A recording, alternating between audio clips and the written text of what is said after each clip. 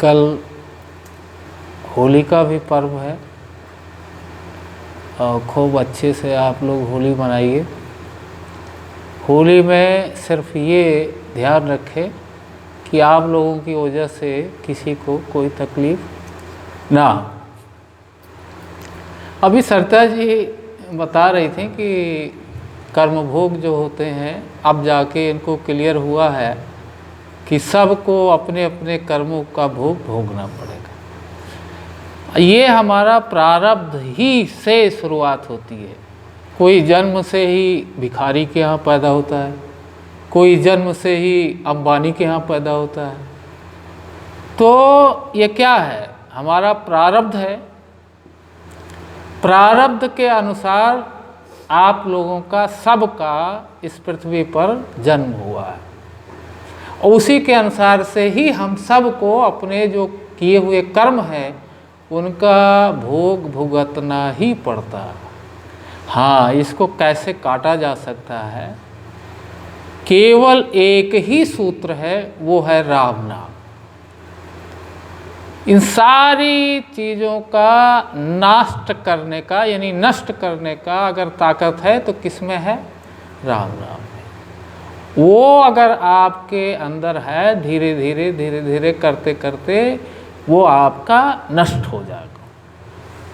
पहले जब हम बचपन में यहाँ देखते थे स्टेशन पे तो किसी के पैर कटे हैं तो कहीं मधुमक्खियाँ भिनभिना रही हैं, तो हमारे मन में ये सवाल उठता था कि प्रभु ऐसा ये इसके साथ ऐसा क्यों?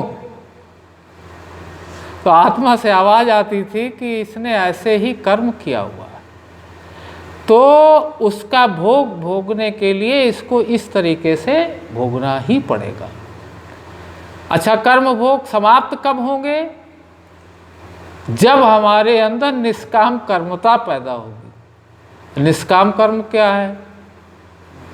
निष्काम कर्म का तो परिभाषा हमारे सदगुरुदेव जी जो बताते थे, करने से पहले, करते समय, कर चुकने के बाद अब बताइए कि कोई संस्कार ही न बने, इसको निष्काम कर्म कहते हैं। अब अभी अगर आप लोग अच्छा काम करते तो कहते देखिए मैंने किया, कोई गलत काम करता तो कहते उसने किया। तो ये चीज़ें हमें बाद में समझ में आएगी, धीरे धीरे आएगी। कोई ऐसा नहीं है कि एकाएक कोई आ जाएगा। लेकिन संसार में जितने भी जीव उत्पन्न हुए हैं, आए हैं, तो वो अपने कर्म भोग को ही भुगतने के लिए ही संसार में आए।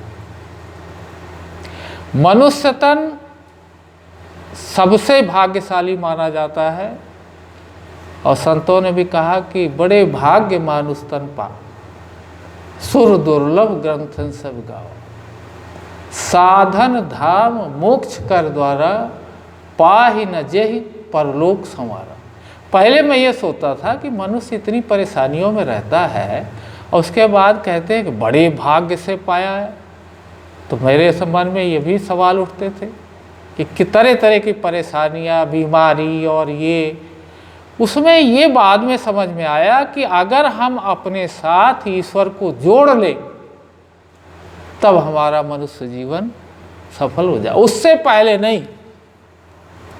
उससे पहले तो समझ लीजिए जैसे पशुवत जीवन जीते हैं वैसे हम भी जीते हैं, उसमें कोई फर्क नहीं होता। तो संक्षेप में बेटा यही क्लियरिटी सरिता जी को आई कि हम जो हैं अपने प्रारब्ध के अनुसार सभी को अपने अपने कर्म भुगतने पड़ेंगे। इन सब को अगर हमें नष्ट करना है तो अपने साथ ईश्वर को जोड़ना है। स्वामी विवेकानंद स्वामी रामकृष्ण परमहंस के शिष्य थे। तो स्वामी रामकृष्ण परमहंस को कैंसर हुआ था, जैसे अभी सरिता जी ने बताया। तो स्वामी विवेकानंद जी ने कहा कि प्रभु आपके पास जितने लोग आते हैं सबके दुख दर्द तो आप काट देते हैं, आप अपना क्यों नहीं ठीक करते? जैसे अभी सरिता जी ने बताया इस तरह। तो उन्होंने जवाब दिया कि बच्चा, ये जो हमने कर्म किए हुए हैं इनको भोग लेना ही उचित है, नहीं तो इसके लिए मुझे पुनर्जन्म लेना पड़ेगा। तो संत महात्माओं की दया कृपा से तो ठीक है, आपके भोग नष्ट हो जाएं, वो प्रभु से प्रार्थना करें तो वो तो ठीक है, लेकिन वो नहीं चाहते।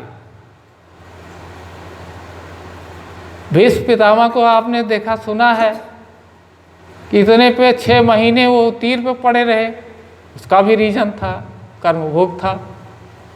तो कहने का मतलब बेटा सिर्फ और सिर्फ ये है कि जो हमारे प्रारब्ध भोग हैं सिर्फ एक ही चीज़ से नष्ट होंगे, वो है राम नाम। उसको अगर हम अपने जीवन में उतार लेंगे तो सारे हमारे प्रारब्ध के जितने भी भोग हैं वो समाप्त हो जाएंगे।